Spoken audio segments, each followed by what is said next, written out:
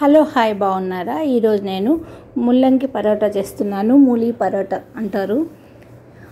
మా ఇంట్లో ముల్లంగి సాంబార్లో వేసిన కూర చేసిన తినరనమాట. అందుకని నేను ఇట్లా చేస్తాను. చాలా టేస్టీగా ఉంటుంది.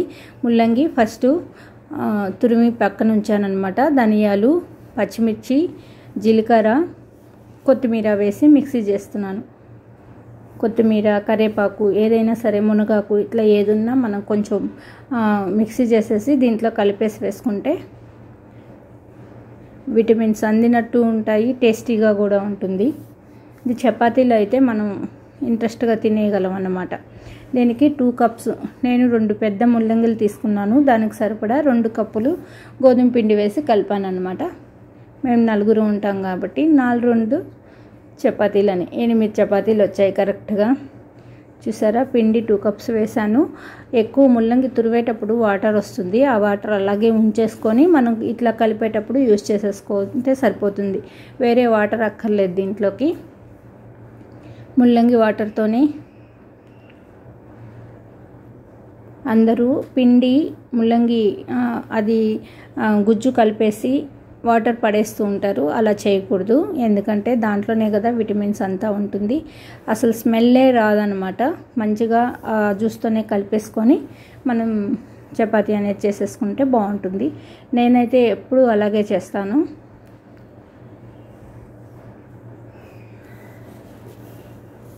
చిన్నప్పుడు పిల్లలు తినరని బీట్రూట్ చపాతీ, ముల్లంగి చపాతీ ఇట్లా పేర్లు పెట్టి అన్నీ చేసేదాన్ని అనమాట. బీట్రూట్ అయితే తింటారు కాబట్టి. ఇప్పుడు ముల్లంగి అనేది కొంచెం స్మెల్ అనేది ఉంటుంది, కానీ అది కర్రీ చేసిన తర్వాత ఉండదు. కానీ నాకు కూడా ఎందుకో నచ్చదు. అందుకని నేను కూడా ఇదే ఫాలో అయిపోతున్నాను. ఇలా చపాతీ చేసేస్తే ఇష్టంగా తినేస్తాం అనమాట. పెరుగు నంచుకోవడానికి పెరుగు ఉల్లిపాయలు కానీ, ఒకప్పుడు పెరుగు నంచుకుంటే చాలా టేస్టీగా ఉంటుంది. పెరుగులో మాగాయ వేస్తారు కదా, అట్లా కానీ చేసుకుంటే నంచుకోవడానికి చాలా బాగుంటుంది అనమాట. నేను ఈరోజు అదే చేస్తున్నాను. కొంచెం మాగాయి, ఒక 2-3 స్పూన్లు పెరుగు, దాంట్లో కొంచెం పచ్చిమిర్చి, కొత్తిమీర వేసేసి మిక్సీ వేసేసుకొని సన్నగా తరిగిన ఉల్లిపాయలు దాంట్లో వేసేసుకుంటే పెరుగులో చాలా బాగుంటుంది. అది అన్నంలోకి కూడా, వేడివేడి అన్నంలోకి నెయ్యి వేసుకొని తిన్నా చాలా బాగుంటుంది అనమాట. ఈరోజు దీంట్లో నంచుకోవడానికి అదే మాకు స్పెషల్ అనమాట. మాగాయ పెరుగు అంటే మిడ్స్ అంటారు. నెక్స్ట్ ముల్లంగి పరోటా మంచిగా కలిపేసాను. చూసారా, 8 అంటే 8 వచ్చాయి. మేము 4 ఉంటామని చెప్పా కదా, 4 8 అన్నమాట. ఇప్పుడు చపాతీ వేసేసుకుంటున్నాను. హాల్లో కూర్చొని చపాతీ వత్తేసుకుంటున్నాను నేను.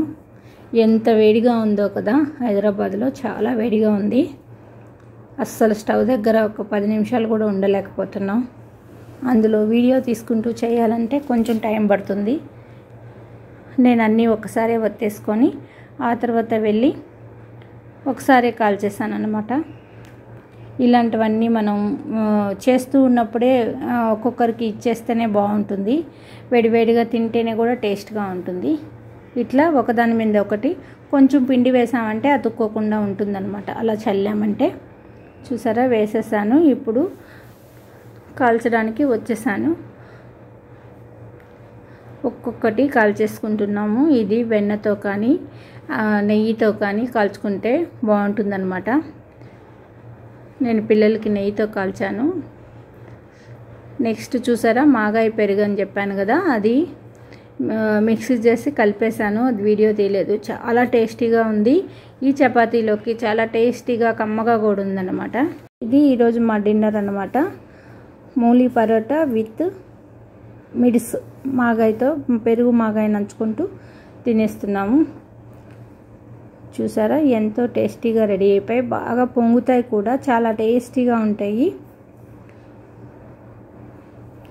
ఈ రెసిపీ మీకు నచ్చినట్లయితే లైక్ చేయండి, షేర్ చేయండి, సబ్స్క్రైబ్ చేయండి. థ్యాంక్ యూ అండి.